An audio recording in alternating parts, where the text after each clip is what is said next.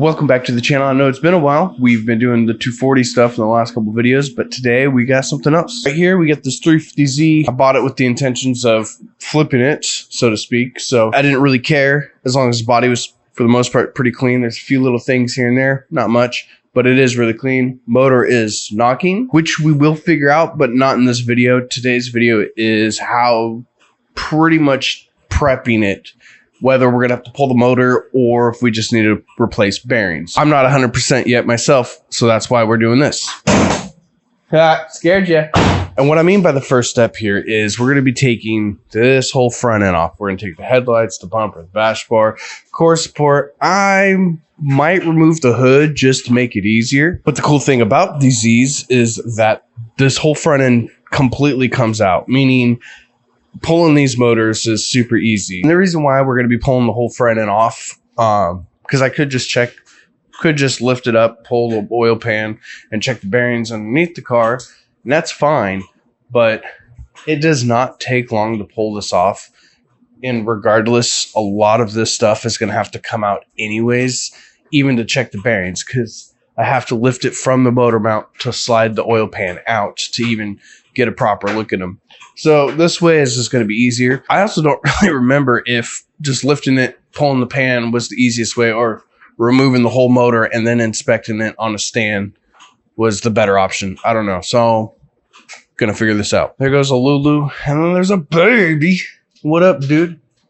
What up, dude? The bumper is actually already super easy for me to take off here, so I can reach that. There's a little, I think it's like an 8 or a 10 millimeter bolt that holds it right here. Then this pops right out. Same on the other side. And then there's these clips here, which one of them's missing, but it's these clips, and if I remember correctly, it should just all pop right out, just nice and easy. I wonder if this fender liner is all messed up too. Oh yeah, this one's completely missing. Yeah, sweet, typical Z stuff. But there's actually 2 on each side holding it right here on this line.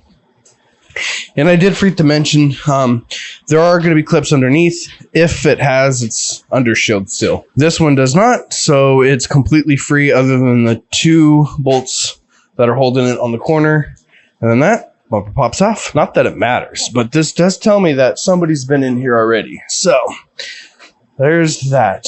An extension, 10 millimeter, a good impact or electric ratchet. You'll be able to get to those bolts from the very bottom very easily. Again, if you don't have your undershield in or installed. So I've realized if I do have to pull this engine, it would actually be easier with the hood out, because then I can get my hoist over there where it needs to be better. So up next is the headlights need to come out, which should be that bolt.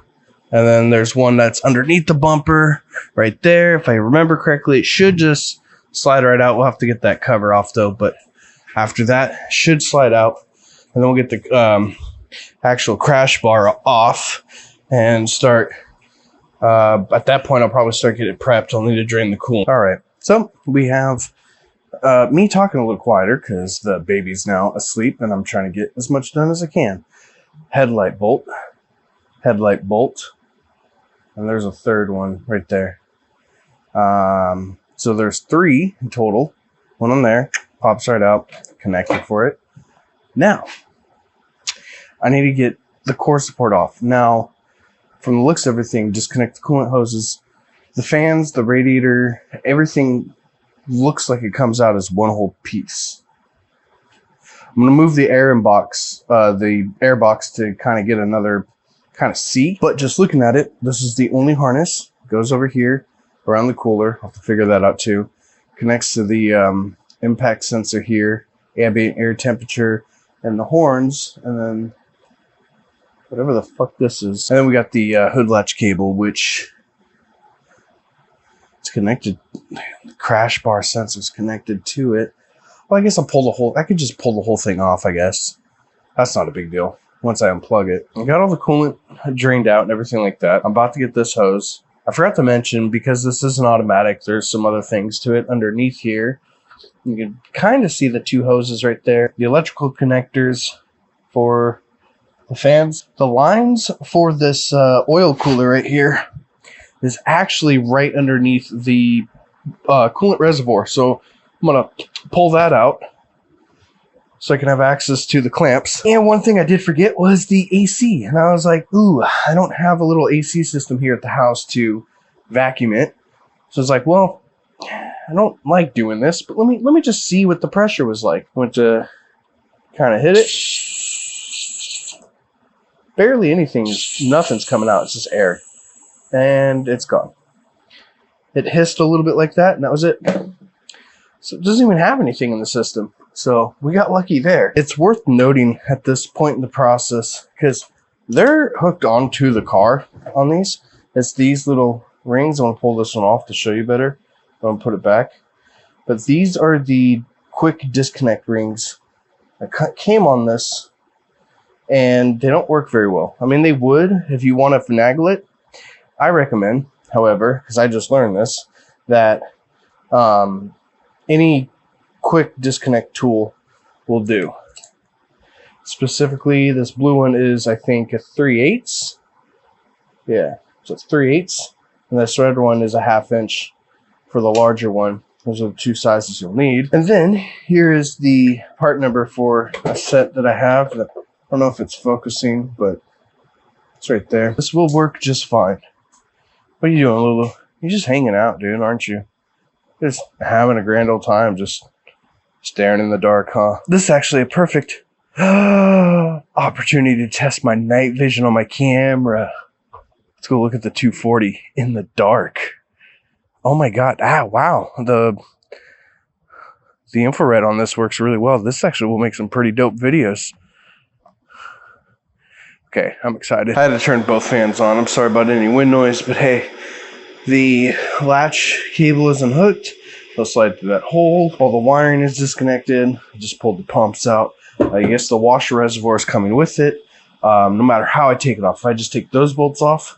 So how I'm going to do it is I'm going to be taking those bolts, and this entire thing should just pull out. I have all the electrical disconnected. The cooler, by the way, is for the power steering, not the oil. I was wrong. I made a mess. Let's see what else. This, I got a quick disconnect like I showed you. This one I could not. I was fighting it for too long. So I just disconnected it from the compressor because it's literally so easy to get to. Look at the sleepy puppy. So tired.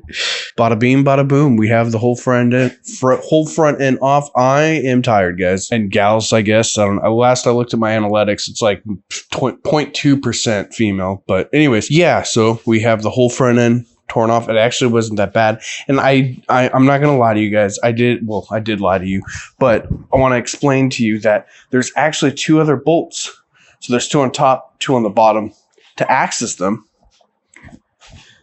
you got the two up top here, and the other two are literally right directly underneath it on the inside. So the fender liner does have to come down.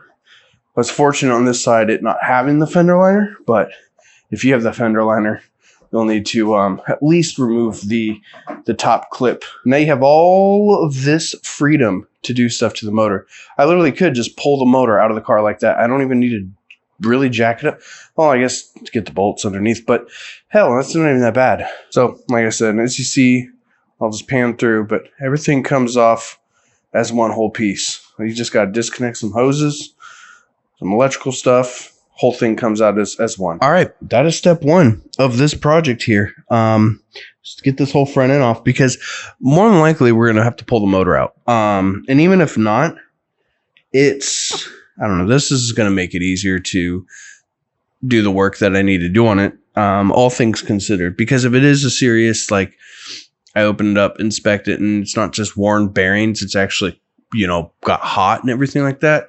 Yeah, we're gonna have to pull it anyways. So might as well just already have it ready to pull it. The work isn't that hard. It's just time consuming. It's really easy when, you have it somewhat figured out. But I'll see you guys all in the next video where we're inspecting the motor and seeing what happened, and then assessing the damage and going from there. So hopefully you guys learned something. I actually learned a few things doing this tonight, and I will see you guys all in the next video. Bye-bye.